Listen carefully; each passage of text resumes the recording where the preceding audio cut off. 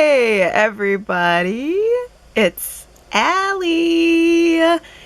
And welcome to our Y&R Chat for Sunday, December 4th, 2022.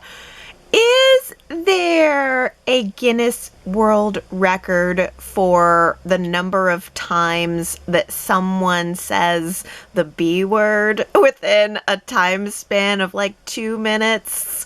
Because if so, I think Phyllis broke the record.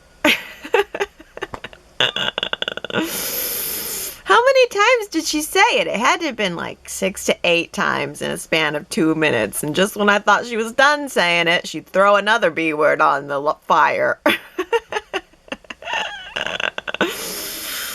Oh, I don't like the B word. But I do like Michelle Stafford, and I've got to hand it to her. She really goes for it. She was all in this week. I mean, Phyllis was over the top.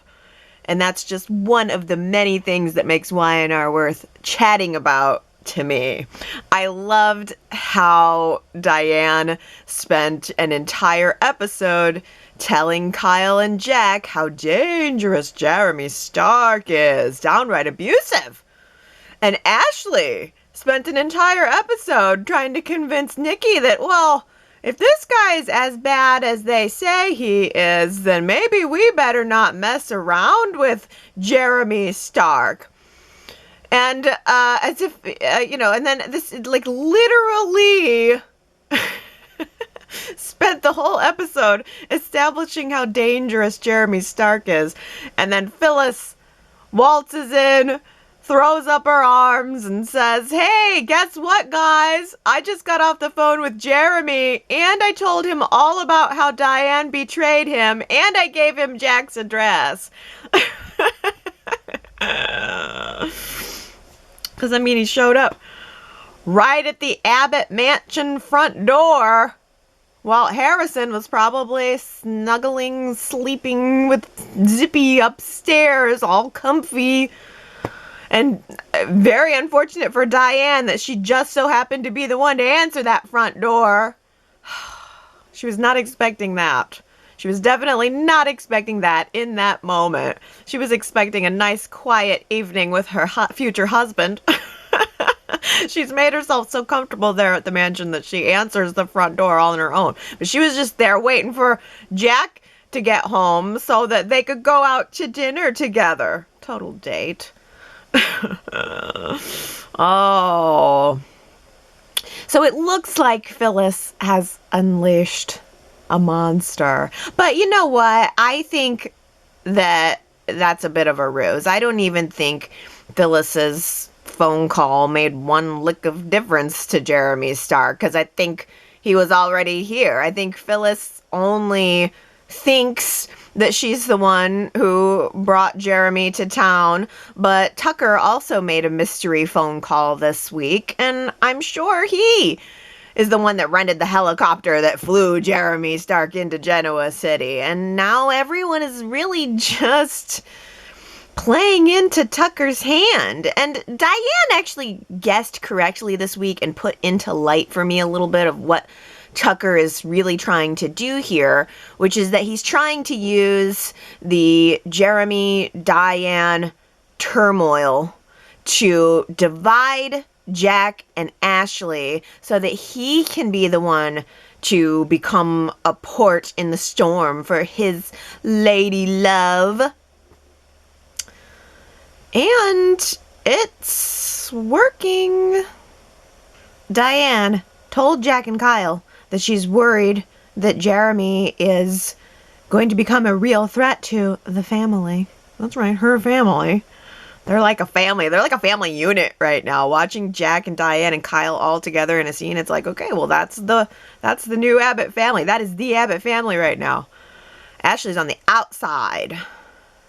And Jack actually told Ashley this week that if she is going to go to war with Diane, then she's going to have to go to war with him too. And we had that great moment at the end of I think maybe Wednesday's show where Jack and Ashley were facing off in a tableau as the scene went dark. Oh, that was so good. So much good drama and just a great visual moment too there. I really liked that ending. And even if Ashley wasn't the one to make the phone call, even if Nikki and Ashley all turn around and blame it on Phyllis, Ashley is still going to catch hell for being on Team Destroy Diane, for not letting it go. And I think that the worse it starts to look with Jeremy, the more angry and desperate that Jack and Diane will become, which will, on the one hand, pull them together. I think that's going to make Jack and Diane just grow closer. But it's also going to further separate Ashley from her family.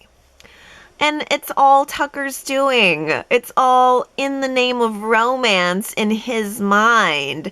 I don't like Tucker. There, I said it. I don't like him. Am I supposed to like him? I don't know if it's the character or the actor or if I'm supposed to warm up to him later. I just don't know. All I know is I don't approve. And I wonder this week what Tucker McCall's overall approval rating would be with the Y&R chatters. So that's what I'm going to make our poll question this week at yrchat.com.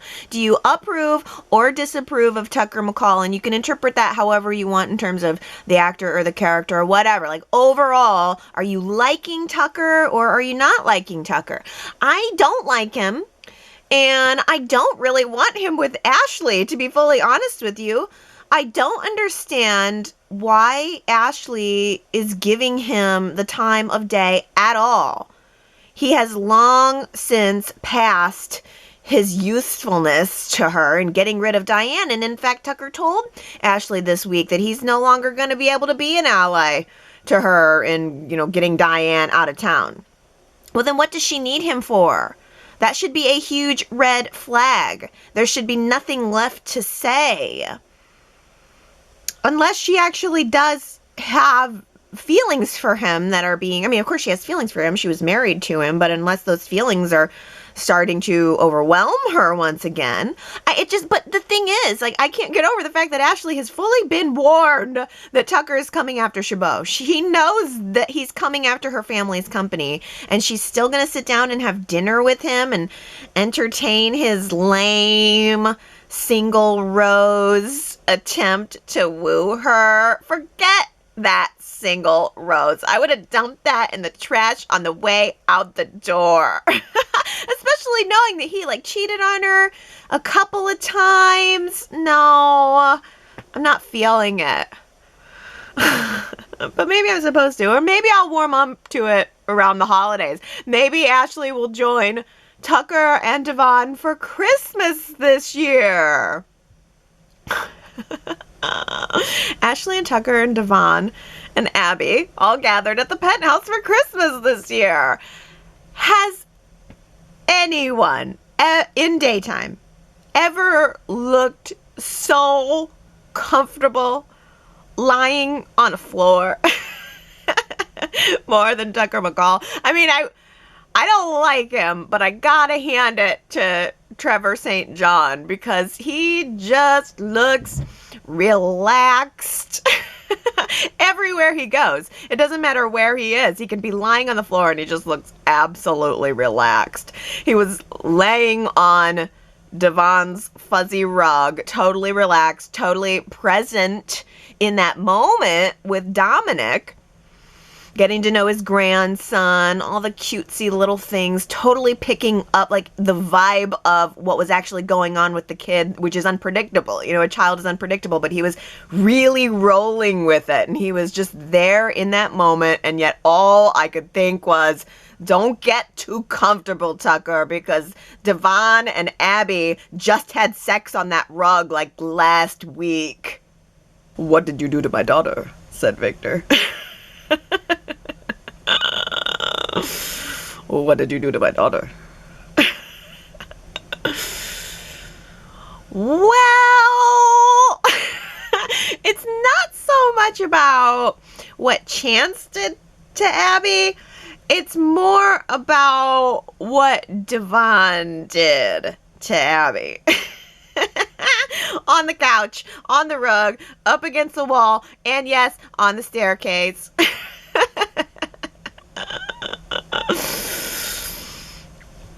And they almost did it again, too.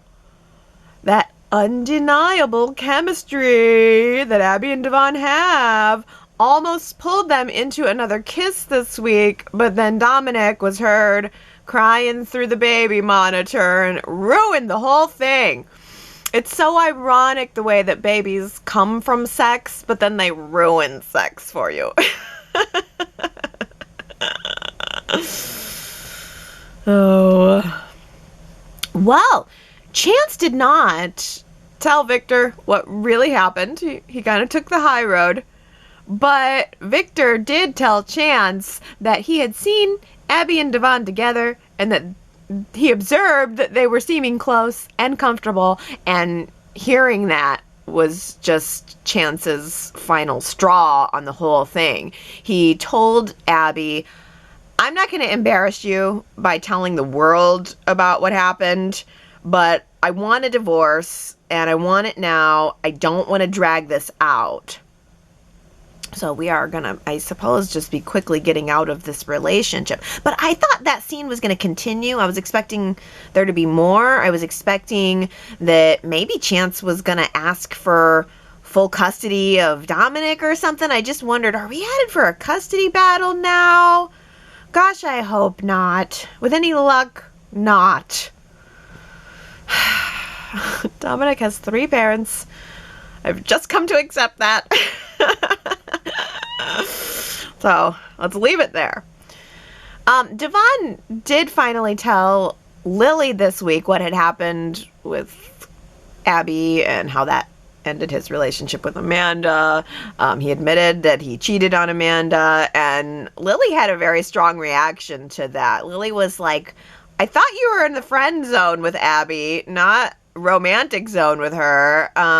But yeah, I mean, I think they're friends that share a child, so it's not that huge of a surprise. Lily was definitely taken aback by it, but I thought it was funny that Lily told Devon that the fact that he cheated on Amanda meant that Amanda had every right to slap him and to tear the apartment up, but she didn't do that. I thought that was an interesting reaction, like, oh, well, Amanda should have had the right to destroy you and everything in here, but she didn't do that. I guess Lily just has some experience with being cheated on.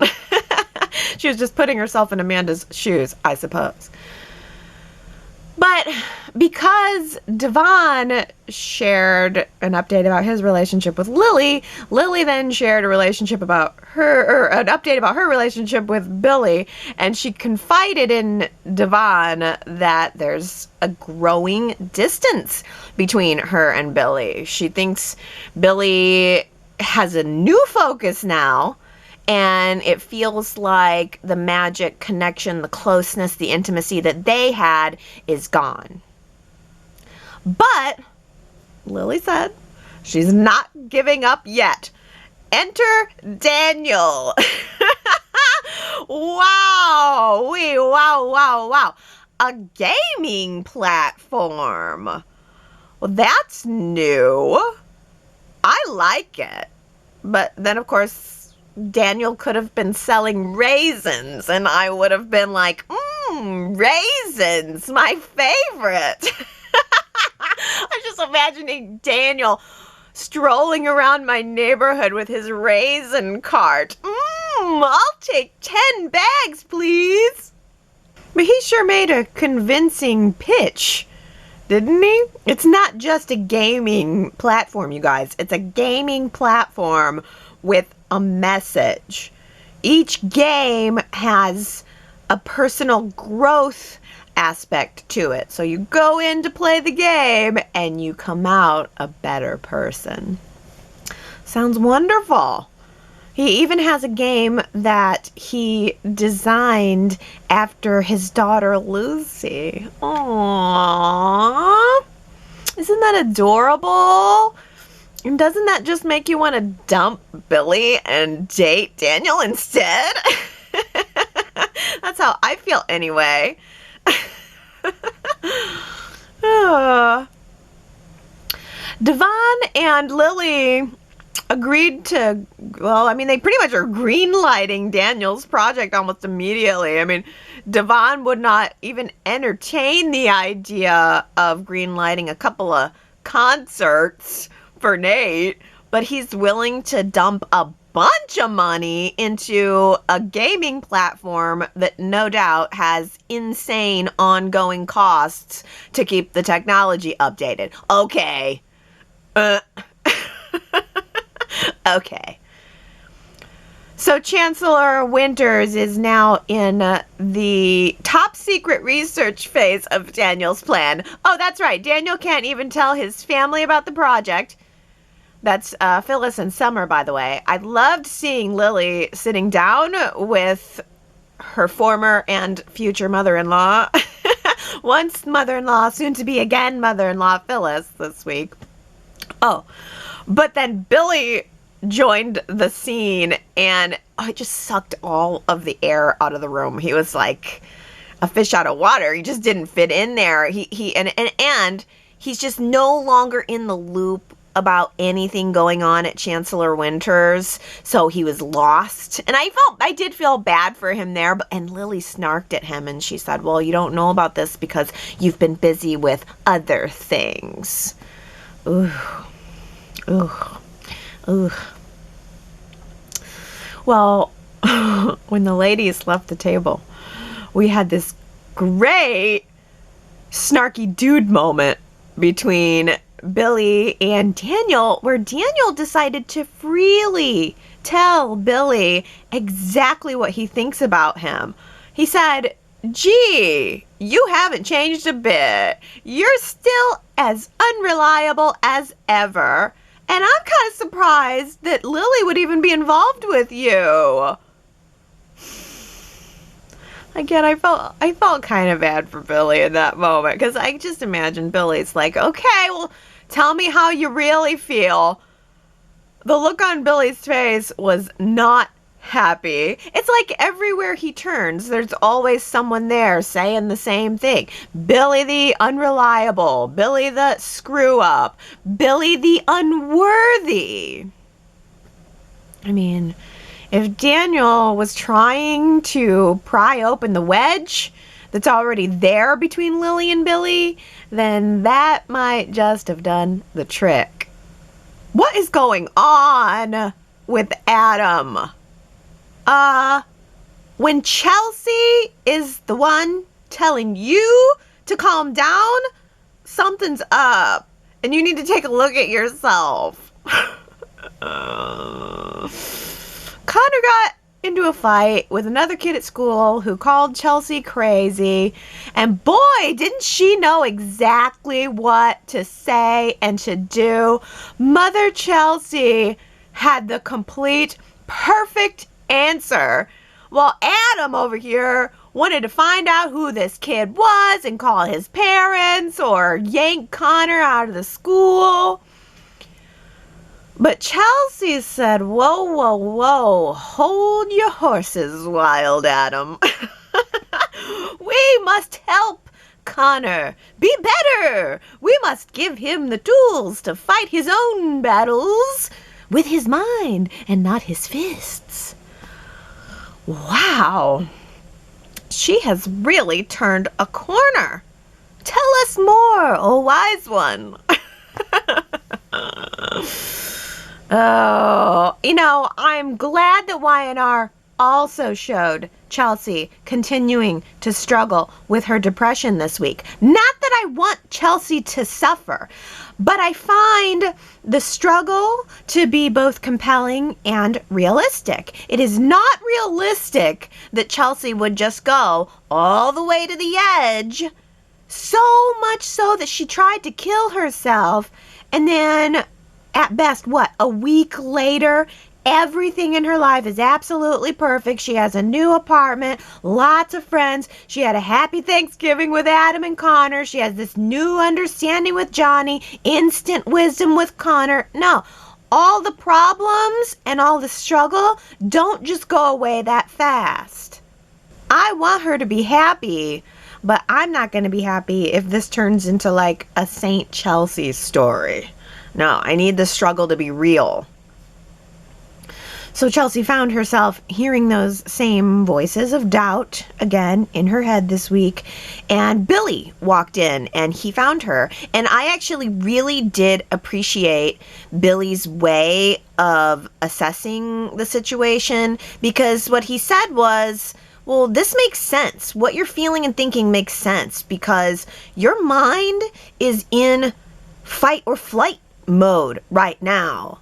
A lot has happened in the past week, and I mean, really in the past several months. And so your brain is sounding off these alarm bells, even though you know logically that everything is going to be okay. But you don't have to get rattled by the alarm bells if you determine that it's a false alarm. You can instead find a way through. You can learn through practice that you can develop healthy mental processes to work it out, work it through. And I think that advice is so relevant to basically anyone. And I mean, to me, that was a huge, huge takeaway from the week, and something that honestly we can all kind of incorporate, because sometimes it's like you go into panic mode, but you have to tell yourself, okay, and pull yourself out, is this really a crisis, or can I instead choose healthier patterns? Billy also contacted Chloe, he suggested that Chelsea contact Chloe. It said, Chloe's your best friend. She's an important member of your support team. And so Chloe came over and Chelsea told her, practically everything. I thought that scene was very heartfelt, and I could identify with a lot of the emotions there too, because Chloe said, okay, I can't believe you didn't tell me this. I can't believe I didn't pick up on this. Actually, she didn't say, I can't believe you didn't tell me. It was more like, I can't believe that I didn't pick up on this, as if Chloe was supposed to be all knowing. And Chelsea said to her, well, I felt guilty talking about it because I know that what I was going through and what I'm going through now is really nowhere near what you had to go through losing a child. So I felt like I couldn't fully open up to you about it. And Chloe's response, I felt, was so right on. She said, well, pain is not a competitive sport. Like, there's a bumper sticker for you. I mean, it's true. Pain is not a competitive sport. There's always going to be someone out there who has it worse than you. And if you downplay your own situation, then you just end up putting off dealing with it. So don't minimize what you're feeling just because you know that someone else has it worse. After Billy left Chelsea's apartment, he met up with Lily at the club, and he was checking his phone right in the middle of her trying to broach a serious conversation with him. I was so irritated by that, and apparently so was Lily.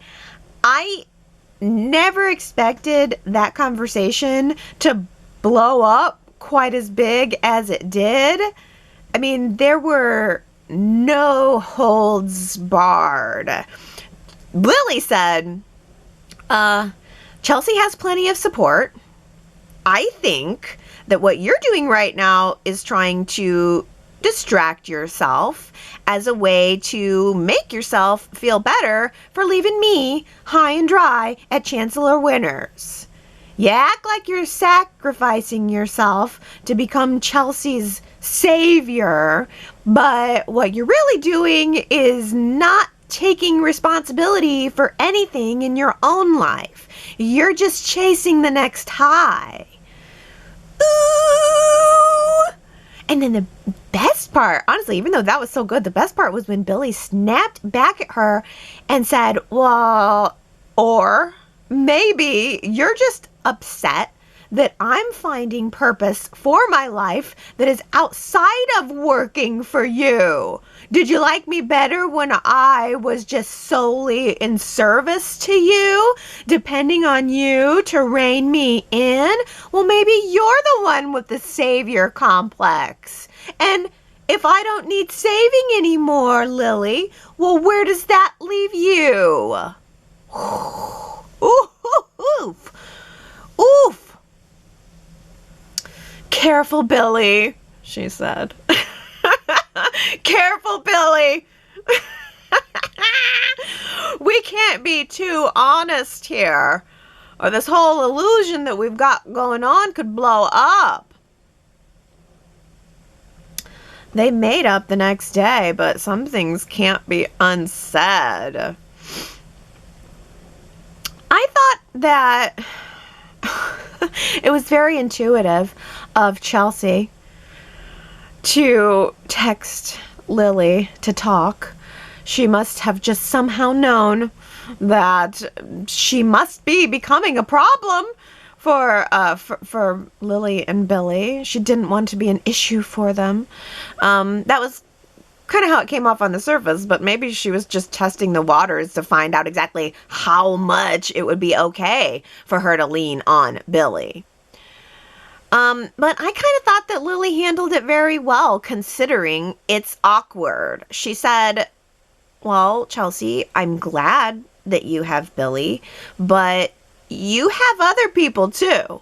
I mean, she was definitely clear to not just say Billy. There was a lot of Billy and I. Lily definitely wanted to make sure that she presented herself and Billy as a team. We're together, which is the right thing to do, I think. But she also directed her to, realizing that there are more people other than Billy and I who can help you. The subtext was clear.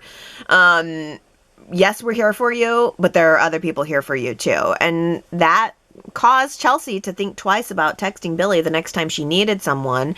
And she also ignored a couple of his phone calls too, which makes Lily look bad.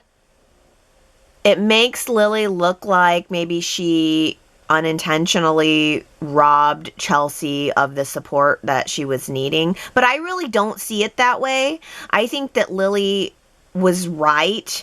I think that Billy had already stopped by Chelsea's apartment and texted her that day, so it was not necessary for, to check again. I think that maybe Chelsea should try a different friend if she's looking for someone. I mean, it doesn't always have to be Billy. I think it would benefit Chelsea to have a variety of people to call. Or I think Chelsea could maybe just go downstairs and socialize at the coffee shop. It doesn't always have to be Billy. I think it isn't a good idea to lean on any one person too much unless it's your partner, which for Chelsea, Billy is not. I just want to say again, what has happened to Adam? Has losing the love that he gave away caused him to lose his mind too?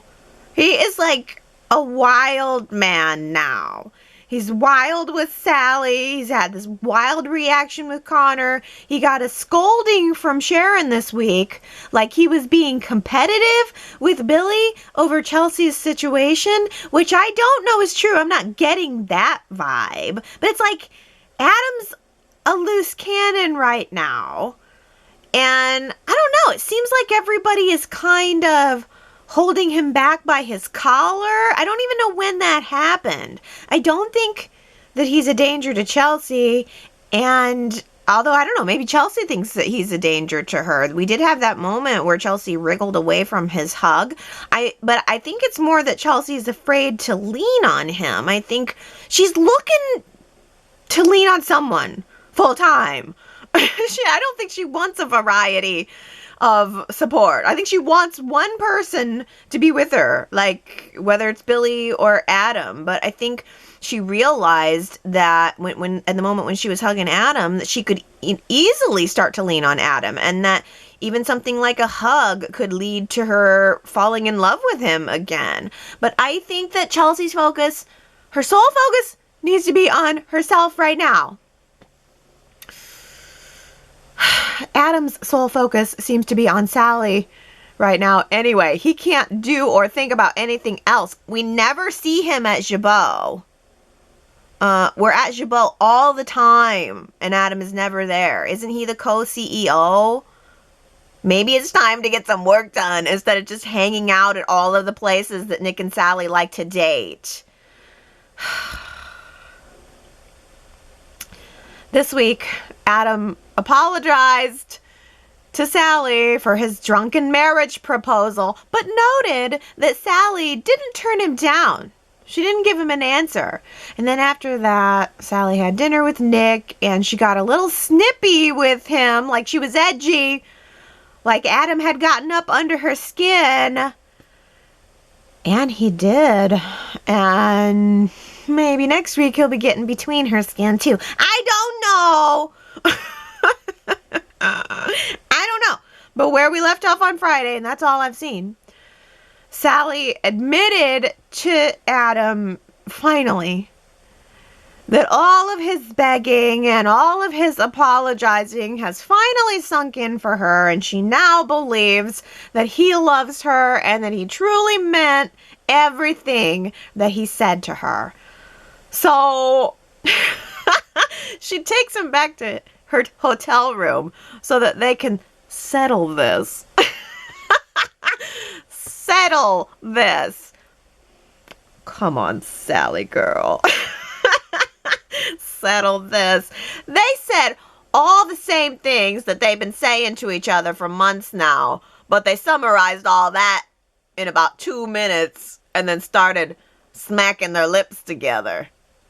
This is either going to end the triangle for good if, like, Nick walks in on them, or Sally chooses Adam and turns it off with Nick, or it's just going to deepen the triangle. And I don't know which it is, because while Adam and Sally were smacking lips, Nick was having dinner with Dad. And Victor gave Nick a rude awakening about Sally's past.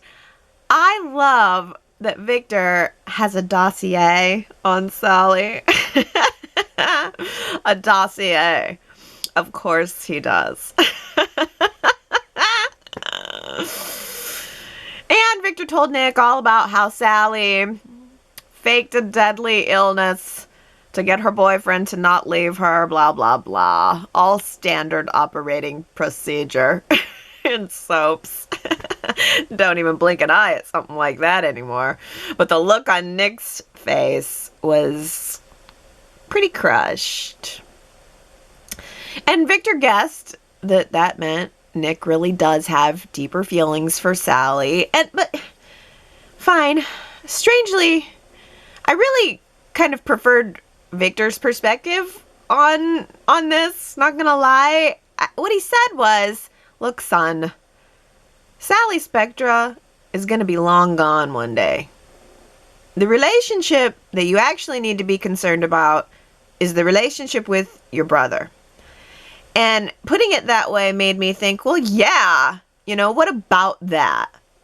I mean, I can't mask the fact that the Nick, Adam, Sally triangle does not get me excited. It never has. I'm sorry.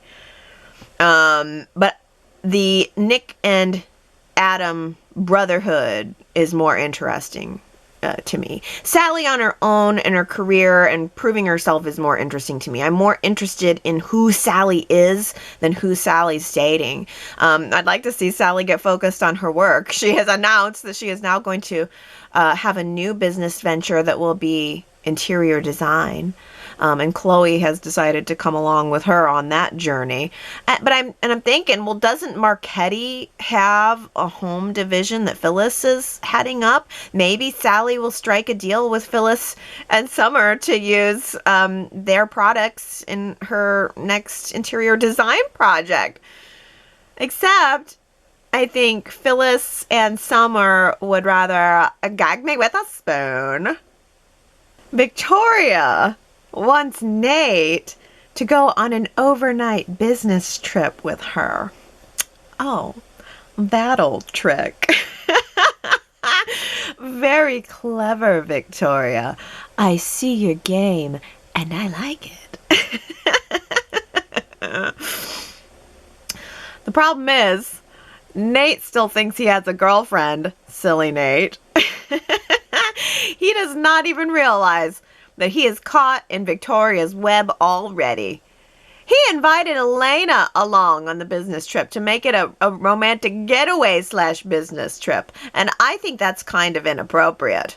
He's starting a new job. He's going on his first business trip and asking his girlfriend to come along. I think I would be a little more professional until I had some time under my belt. But what this says to me is Nate wants all the spoils of success. He wants all of the perks, and he wants it quickly. This is a new Nate we're dealing with. Nick stopped by Nate's office this week just to let him know he doesn't like him. Thanks for the warm welcome, Nick. Really appreciate that. I liked that Nick talked about the allure of power and how he knows all about that from his Dark Horse days. But that's just not really what this is all even about, Nick. It's not Nate's fault that Victoria fired Sally. So let's be real, Nick. That's the reason that you are upset. Nate has been loyal to your family way more times than he's been disloyal to his own. So what's your problem? Just let Victoria play footsie with Nate. You got to do the same. There's always Christmas. That was our Thanksgiving week. Who said it? And the answer was Lily. She was talking to Victoria about why the twins weren't going to be coming to town for Thanksgiving, and she just said, well, there's always Christmas. So congratulations, Henry, Tina, Daisy, Victoria, Brittany, Tina Cole, Ron, Tanya, and Sue W. You guys all guessed it right. Here's a quote for you from this past week. Who said it? Burnout is a real thing. I think so too. Burnout is a real thing. Who said it? If you think you know, go to yrchat.com to leave your guess. And if you get it right, I will give you your congrats on the next week's Y&R Chats. Now, last week, I asked you guys if you felt that Victoria and Nate would make a good romantic match. I cannot believe that 56% of you, the majority, say no to Victoria and Nate. 56% of you betrayers. Not wanting me to have a hot new Nate affair. Well, Henry says no is my vote in the Nate-Victoria match. Sure, they could have a one-night stand sort of thing, but as a couple, I find that highly unlikely. She has her kids to consider, too many of them for a one thing. A relationship between them would never work, so I see having an affair being found out and thus causing Elena to leave, opening a window for Devon. But there's so many twists possible there. Yeah, I mean, definitely Elena and Devon. I feel like the story is an Elena, Devon, Abby triangle, because at this point, I think everybody kind of realizes that Elena and Nate are over. I mean, we're trying to see them get it back, but like once it's gone, it's kind of gone. But Victoria and Nate, I think maybe not long term. I don't know. I'm fine either way. I need to at least get a couple quickies in.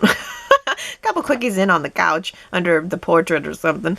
But Southside Granny says concisely, Victoria has found her new yes man. Yes. Man, that's about right. It's a good way of putting it. And so therefore the power dynamic is unequal, but I guess that's always going to be that way with Victoria as long as she's dating somebody she works with.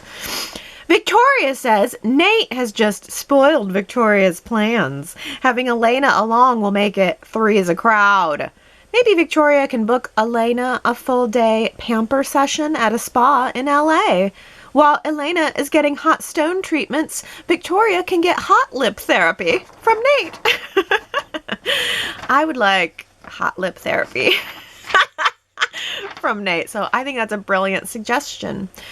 New topic. Diane K says, I noticed today when Ashley and Tucker were eating at Society that Ashley reached over to Tucker's plate to steal a strawberry, and she was using a plastic fork. Society used plasticware. I thought this was a high-end joint. Diane K, we've totally talked about this before, and it drives me nuts. The silverware at Society drives me nuts. I don't know if it's plastic, but it's lightweight enough to where it looks like it's plastic. I'm sure that the reason is that it's noise free. It's more lightweight, so as the actors and actresses are picking them up, putting them down, it's not making noise on the plates and the cups, and you know, I think it's meant to help improve the quality of the audio. And I will say that Y&R has definitely improved the quality of the eating experience. It seemed like for a while there, we would always see people out to eat constantly, and they would never take a bite or they would never take a drink. And Y&R has done a better job of showing us the characters dining, especially since they do it so much. But yeah, that silverware sticks out to me every time. Diana says, I can't wait for a Tucker and Ashley to become an item. I really do love them together. It's been so long since Ashley had a love life. I think they would make a very interesting couple. They seem so well suited to me. I picture Ashley with a guy with some mystery and conceit who's a bit of a bad boy. I hope to see the relationship progress. I especially appreciate the gradual build up to their relationship as it makes them all the more intriguing. It certainly seems like Ashley's falling for Tucker's charms. Oh, so you're rooting for Ashley and Tucker to become a pair. I mean, I agree with you that it's been so long since Ashley's had a romance, and Tucker seems like he should fit the bill, but I guess it's just that he's so unlikable. I'm not getting the redeeming qualities of Tucker enough to want him with Ashley, but maybe other people feel that Ashley doesn't have the redeeming qualities, because Gary says a short and sweet character assessment of Ashley is that she's someone who's always seen herself as better than everyone else. She has the sophistication of the veneer of being down to earth, but has always had a superiority complex.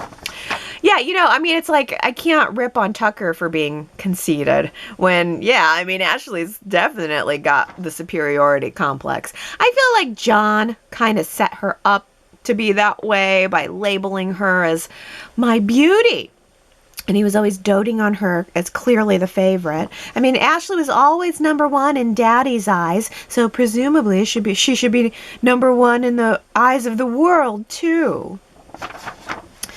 Diana says, I really liked the scene with Tucker, Devon, and new baby Dominic. He's so cute. And it was adorable and funny when Tucker said to Dominic, you like to dance? And he answered, yes. It was very cute when the baby was smiling at Tucker. All the kids should be on the show more often. We haven't seen Victoria's daughter, Katie, in years, or Chloe's daughter, Bella, and her son, Miles. Nick's son, Christian has completely fallen off the face of the earth, and it's not realistic that we never see the children and only hear about them. Yeah, that was a good scene. I've always heard it's hard working with children. I'm sure it is, but I think natural is a good word to describe that scene with Tucker and the baby and Devon. Tucker was very natural with the child, as is Devon. Well, let's talk about Jeremy Stark and the bringing him into town. Gary says, it's amazing that after everything Nikki and Ashley have done, now Y&R wants to pull them back and save their reputations by their now proclaiming to Phyllis, oh, we don't want any physical harm to come to Diane. Jeremy Stark could be dangerous. Well, you can't have it both ways, witches. And did you notice that as when Diane walked in the door, she said, oh, the whole coven is here. Well, I feel like that's a instance where Y&R maybe picked up on the fact that the fan base was calling them the three witches. And I liked that as a joke. T. Nicole says, I wonder how Phyllis, Ashley, and Nikki, or any combination of them, will feel once Jeremy Stark kidnaps Harrison. They can't be that naive to think there's no potential for Jeremy to go after someone Diane cares about rather than her. That is a way more effective way for Jeremy to go after Diane, and that is Kyle and Harrison, and then Summer. Yeah, I know. Yeah, and Diane herself said that she felt that she knows, Jeremy knows, that the way to get to her would be to her family. He knows that her family is the most important thing to her. That's what her concern was. That concern trickled down to Kyle. That concern then got passed along to Summer, who was very unhappy that Kyle kept that secret from her for even a couple of moments. And now next week in the previews, we see that Summer is going to launch into attack mode on Phyllis, which, yeah, I mean, Phyllis probably deserves, although again, Tucker's the one behind pulling the strings here. Phyllis thinks she did what she did, but Tucker did it first. So everybody can go ahead and be mad at Phyllis, but Tucker did it first. Sue W. says, bring it on, Jeremy Stark. Here's hoping Chance Chancellor doesn't get too mopey over Abby and moony over Sharon to save the other good folks of Genoa City. Oh, so, yeah, Chance is going to have to get on the case of this Jeremy Stark. I think it's all a ruse. I don't think the guy is as dangerous as everybody thinks he is. I think he's just in on this with Tucker. Oh, but by the way, that's interesting that you say you think he's moony over Sharon. You think maybe Sharon and Chance might be the next pairing? Well, here's a theory from Daisy. Stark may not even have been in jail. Tucker may have pulled the strings to keep him out. Or it was a ruse to delude Diane so that Tucker could by chance meet her. But in actuality, Tucker knew where she was and had Stark use her to transport his money. Nothing illegal. But she didn't know that. Tucker wanted to set the stage for Diane's return to Genoa City so that she could be talked about and mistrusted, and he would be noticed, but his real plans not detected. Yeah, I'm falling on this side of the fence too. That I think Tucker's the one really truly behind it all. I think any danger is not real. I think it will have been fabricated. I think the phone call that Tucker made is what tips us off to the fact that he knows the situation and he at least thinks that he's got it under control. Well, Naomi says, well, it didn't take long. Diane at Jack's door, clutching her pearls with her damsel in distress news. Jack is hooked. And yes, Allie, he will soon be putting a ring on her finger. I think so, too. Sherrod says, why do I have a suspicious feeling that Daniel's working for either Jeremy Stark or Tucker McCall? I hope it's Jeremy Stark, so that Phyllis can shut up and sit down with this take-out Diane Jenkins at all costs. I used to like the character and her brashness take no gruff attitude, but now she's just annoying. Oh, but Jamie says Phyllis can dish out a burn like no other. Ashley, I don't criticize your ability to make a perfume. Please don't question my expertise. That line cracked me up so hard I almost choked on my coffee this morning.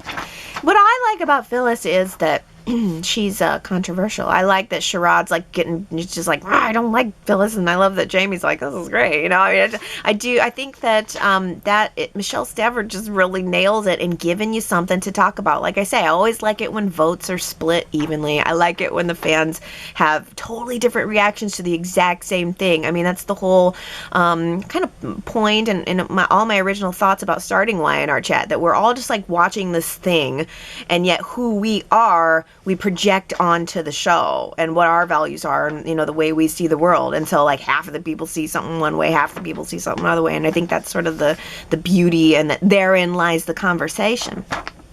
But that's interesting, Sherrod, that you think Daniel might be working with Tucker or Jeremy. That's a good idea.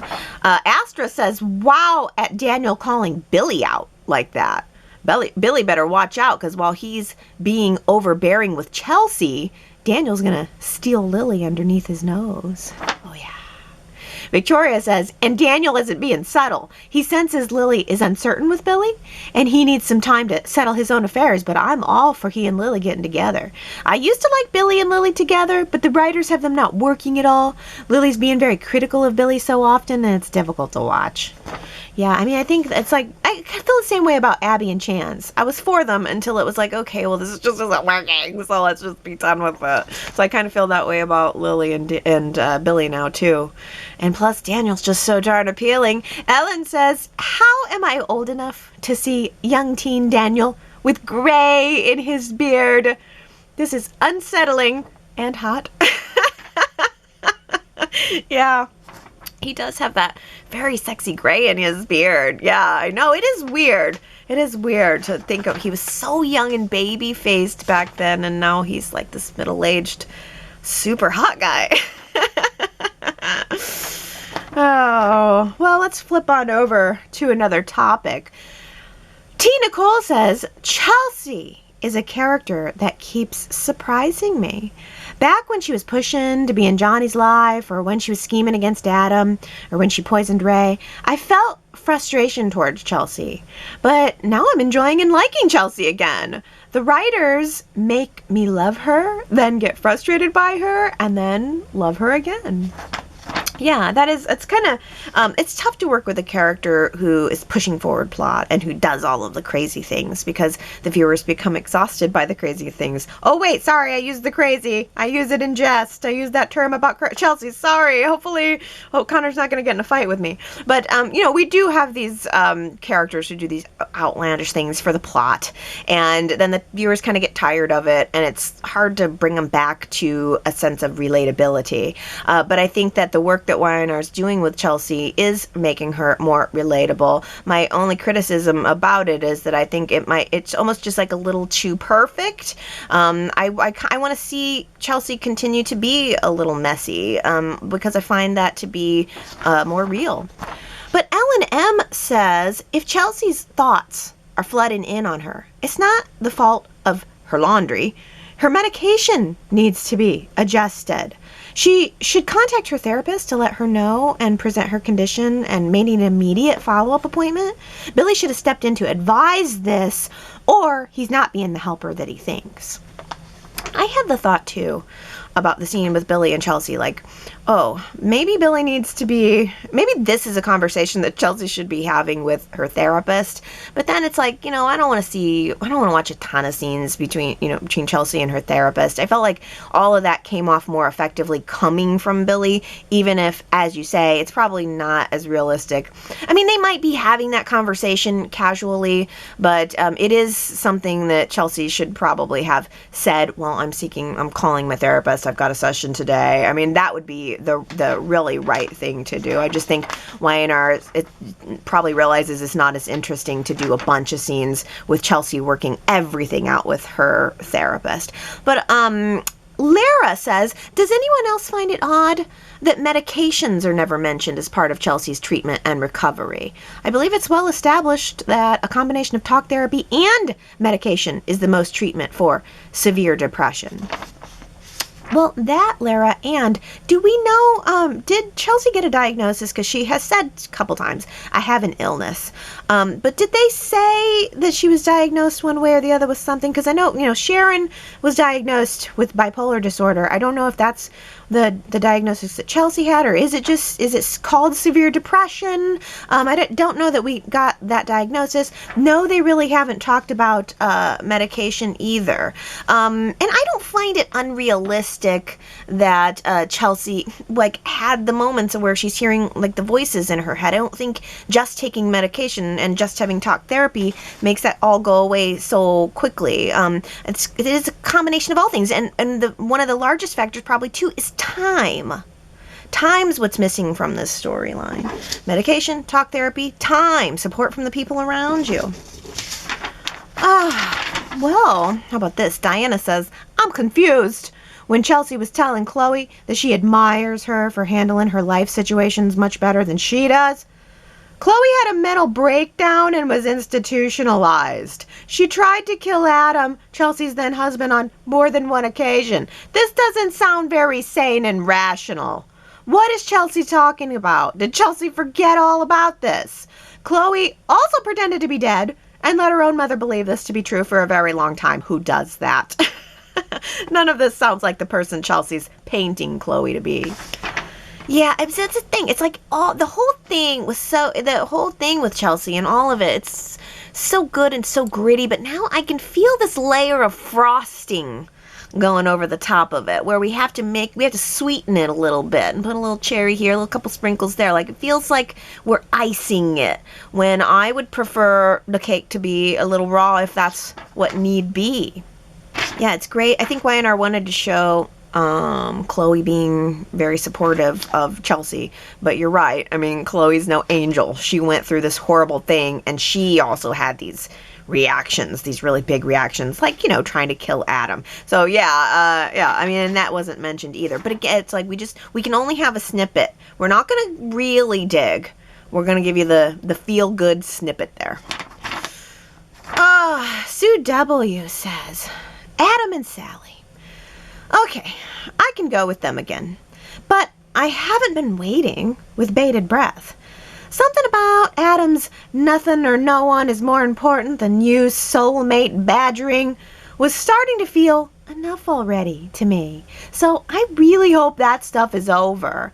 Maybe that's been the representative epitome of an epic love and I missed it. I don't know. But I do hope they live happily ever after, if that's what Sally wants. I'm happy for Adam if she does. I don't care much about him if she doesn't. I need to see Adam calm down so I can start caring about him again. He's recently lost my empathy, blathering about in his self-designed torment. Just hoping Sally doesn't get hurt by him again. But I'll join their super couple bandwagon if that's where they're headed. Sure, why not? I feel really similarly, Sue W. It's like, I'm happy for them. They're fine. They look great on screen together. Like, the emotion is there. I get it. But I wasn't excited. I wasn't like waiting for it. And now I feel like, But I know some fans do feel that way. To me, it just got all stretched out too long. It's just this, what did you say? The nothing or no one is more important than you, soulmate badgering. It just went on too long, and it made Adam just start to look kind of clingy and desperate, and yeah, it just, if it had gone on for a couple of months or a couple of weeks, I mean, fine, but yeah, it went on so long that I lost interest in the couple. Sorry. Daisy says, I think it would be more interesting to see Sally lose the two men who told her that they cared about her and were also able to help her in business, and then see how she moves past it. That's how I feel too. It's like I'm more interested in who Sally is than who she's dating. But I'm also interested in her wardrobe, because Ellen says Sally's wardrobe is so edgy and interesting. Does Courtney Hope get some say in what she wears? It seems to spill over into her personal life. I know nothing about these things. Yeah, I refuse to comment on the personal life aspect of that. But Sherrod about the wardrobe replies that usually the contracted cast members do get some say in what they wear. It's in conjunction with the show's stylist. They bring in certain pieces for the actors and actresses and then collaborate on what will be worn for that day's episode based on the script. Oh, so that's interesting. So the actors and actresses do get a little bit of say in what the wardrobe is. Well, then, so what's Mariah's excuse?